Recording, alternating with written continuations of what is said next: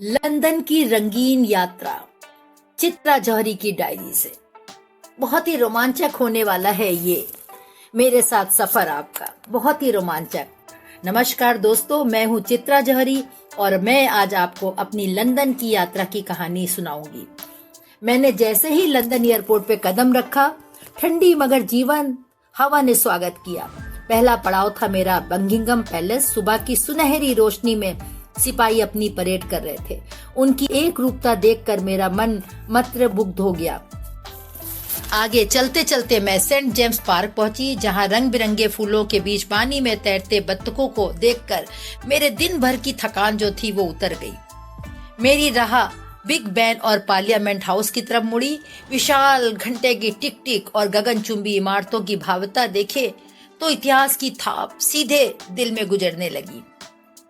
पास में ही वेस्टमिंस्टर एम्बे की अंदर की नक्काशी और शांति ने मुझे अतीत के उन राजसी पलों में ले गया, जहां सदियों से राजाओं की घटनाएं होती थी, राजाओं को याद किया जाता था। उसके बाद मैंने थेम्स नदी पर रिवर बोट की सवारी की। धीमी नाव में बैठकर जैसे ही मैं टावर ब्रिज पर गई और टावर ब्रिज खुला, मेरा रोमांच चरम सीमा पर पहुंच गया।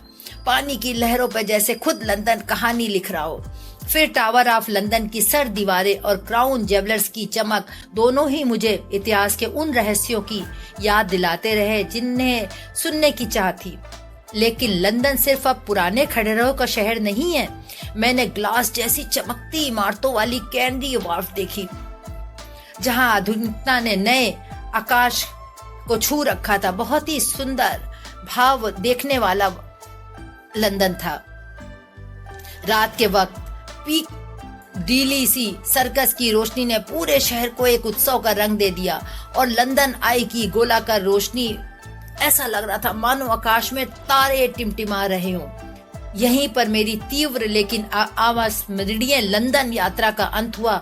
इस सफर ने मुझे दिखाया कि कैसे पुराना और नया मिलकर एक अद्भुत लंदन की कहानी रचते हैं। अगले डेस्टिनेशन पर हम फिर मिलेंगे।